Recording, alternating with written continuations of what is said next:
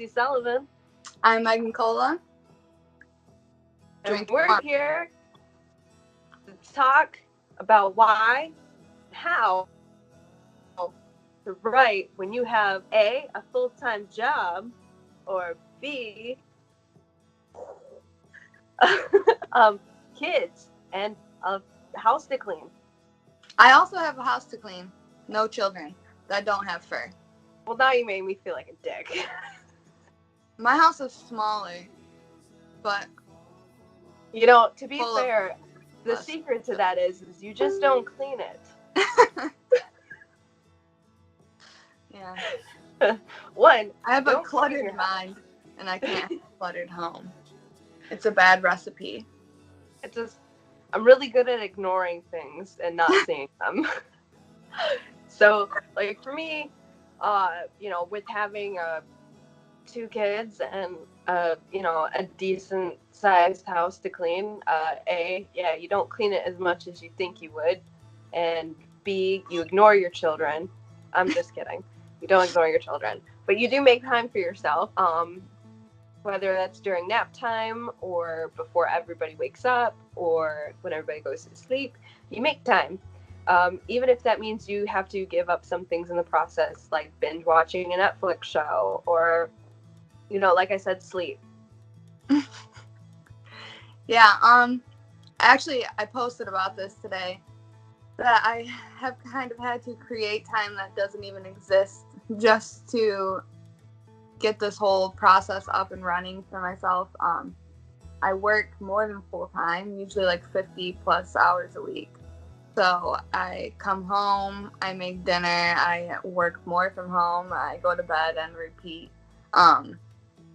So not that I'm recommending not to pay attention to your full-time job, but in the mindset of not letting yourself slip off, I think it's important to kind of always be on the lookout for things that you want to add into your writing, or if you have any ideas, it doesn't hurt to just jot it down wherever you are. I have notes on my phone. I have sticky notes at work. I have like writing on the back of my hand whenever something pops up into my head.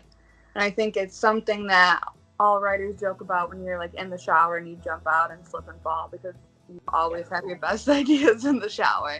So, but I mean, driving. Yeah. Oh, driving is the worst, and you can record yourself talking too. That's like when you're getting in way too deep. Yeah, too. And that's when you've just lost your entire mind. But you have to do what you have to do. So I think it's a little different because you're doing it in like shorter bouts of time, just in between wherever you can get it in, right? Mm-hmm. Exactly. That's what. Yeah, like the notes on the phone. Same thing. I do the same thing when I record an idea, because it always happens to me while I'm driving or listening to music. But it's super hard sometimes, especially when life gets a little bit busier. Kids got more projects going on, or there's just too much to do during the day. But you can just set aside, at least a scheduled amount of time that's just for you. Like, think about it as like also how when you're scheduled to work, like you have to do that at that time. You have to clock in, you have to clock out. Set aside a scheduled time every day and tell everybody else to F off and not bother you. Yeah, and that's definitely, and you almost feel guilty about it because it's like you're creating this whole like second job for yourself. And I remember getting paid yet. Yeah. The other day I was just sitting on the couch and I just like popped my headphones in and my husband's like, hello. And I'm like, I'm on a timeline. He's like, one that you set for yourself. I'm like, but if I don't follow it, I won't do it. And that's, you don't want to turn it into like a job, as in you're not liking what you're doing. But as far as being proactive and dedicated, I don't think there's anything wrong with setting a goal for yourself that, I'm going to write for an hour a day, or I'm going to write this many words a day, no matter what it is that I have going on. And we have so much technology available to us now that if I'm somewhere and I just can't get home and I can't sit there and really like dedicate myself to it, I'll still add on whatever I can through like Google Docs from my phone. So I think, you really can, and you get inspired in the most like random places. Like you're in the middle of the mall and you see something and you're like, oh my God, that'd be great. You know, don't hesitate. People might judge you at the mall, but not when you're an international bestseller and you tell your story.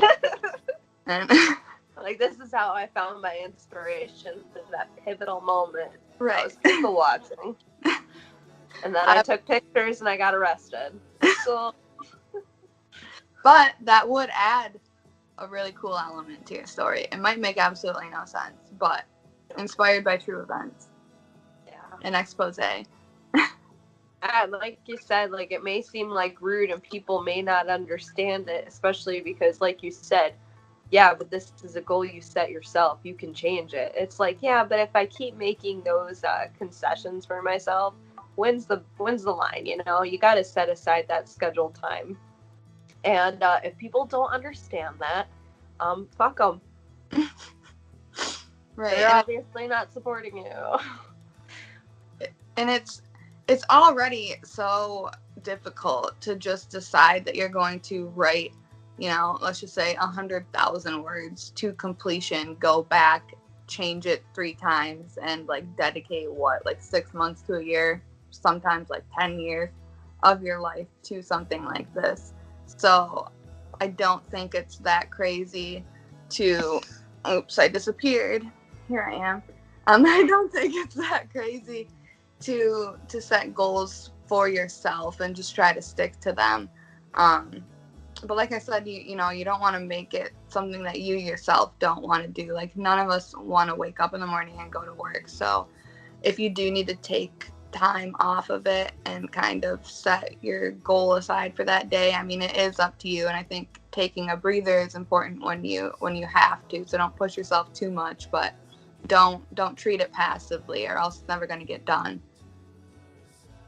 For example, I took 2 mental health days, possibly 3 tomorrow, but I do have to plan and set goals. See, like, you know, you can give yourself vacations, but remember that you only get a certain amount of vacation time. Like, don't go crazy with it, but also take days for you. But that vacation time has to come to an end, and you have to get hard back at work, and that's what I'm going to do on Monday. Go hard. Write your book. I wrote, like 4,000 words in a few hours yesterday because I was just like, this is enough. You've been writing 300 words a day. This is insane. So I did it. It was great. Now I sat down to do it again today and I'm like worn out. So I also think that keeping it, you know, in the middle, obviously keep going when you're inspired, but giving yourself time. And when you step away for a minute and you come back, you're always like so much more clear-headed and everything just flows more easily because you don't feel like you're just pushing yourself to write anything that you can. And when you're feeling like that, in my opinion, it's almost better just not to, because all it ends up being is just going back and reworking everything. Whenever I force myself to do it, when I just feel like I can't, I hate everything that I write. So, but we all know that feeling. Yeah. Like my entire first 4 chapters. Parts you of all just forcing it. No, yeah, that's a very true point. The reason why I decided to take a break was because I finished a whole chapter in a day, and I haven't done that since Silent Flame. So doing that in the sequel, I was like, oh, you know, like, I need to reward myself and take a break, just a tiny one, but just to where I don't feel like I'm mentally draining myself, because you need a break. You do, and especially when you aren't doing this as your full-time job, you know, whether it's at home or whether it's at the office, when something else has to occupy your mind for a large amount of time, and you know the rest of your time isn't free, I think it's a lot more difficult. But, you know, I also have this like crazy fear that if this ever like blows up and this is what I get to do for the rest of my life, that I'm gonna hate it because I have to. And so I think that's what we want to take advantage of now, is like that we're doing this for ourselves and enjoy it. I think that's the most important thing, is to just enjoy what you're doing, even if it drives you crazy. Just know that, you know, you made the choice for yourself, because at the end of the day, that's what you wanted to do and you were inspired to do it. and just use that drive to keep you going. Not that I won't take it if I ever get to do that, but that's just one of my weird fears. Yeah, it's hard to dedicate something to, and you're not getting paid for it, and everybody's kind of looking at it like, unless you're making money, it's not a job. But that's not true. You're still working hard at doing something and creating something, so it's still a job. It's still work. You tell me that writing a book and then plastering yourself on all forms of social media, getting your name out there in every single way, planning it out, developing a schedule for yourself. Don't tell me it's not work. It's still work. Right. Just like being a mom is still work. And a dog mom. And a dog mom. And just dog mom, especially Aussies, because she is an Australian Shepherd, they are basically like children. Yeah. I will just plug my dog for a minute here today. I just want everyone to know that my brother brought over his baby beagle and my cat tried to murder it, and my dog protected him. So she was a girl, and she got a pup cup from Dairy Queen. So shout out to Lola. Choices. She didn't team up with the bully beagle. Exactly. She helped defend the innocents. That is a good dog. Did you tell her she was a good dog? Oh yeah, she knows. Although she wasn't grateful for the pup cup, she tried to eat our ice cream. But we're working on that. But yeah, as far as just what you can do to make time when you just don't have any time, since that was supposed to be like the main focus of this, not my proud dog mom moment. Just fit it in wherever you can. If you say I'm going to write 1,000 words a day, it doesn't have to be 1,000 words in one sitting. It can be 100 here, 100 there, 200, like whatever. Go to the bathroom at work for 10 minutes and write while you're in there. They make $1, you make a dime. That's why you poop. So that's what I hope my work's not. I'm just not like you can make $1 and make a dime while you're in the toilet. But no, really, just put it in wherever you can. If it's in the bathroom, we're not judging you. Maybe a tiny bit. You gotta all right. Yeah. But I think that's all that we're gonna talk about today, because we're gonna try to do maybe 1 to 2 topics at a time. Work with different lengths on what our videos are gonna be, and we'll see, which ones you guys prefer or don't prefer.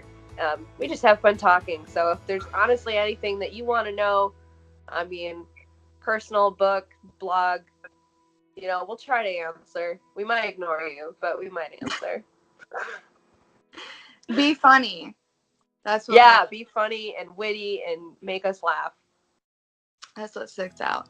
Also, send us your favorite drinking cup. Check these out.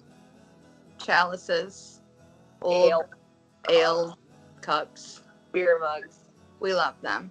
Yes. Send them to us. But anything weird and creative and wonderful. But all right, guys, so that's it for now. Jessie Sullivan. Megan Kola. Toodaloo. Toodaloo.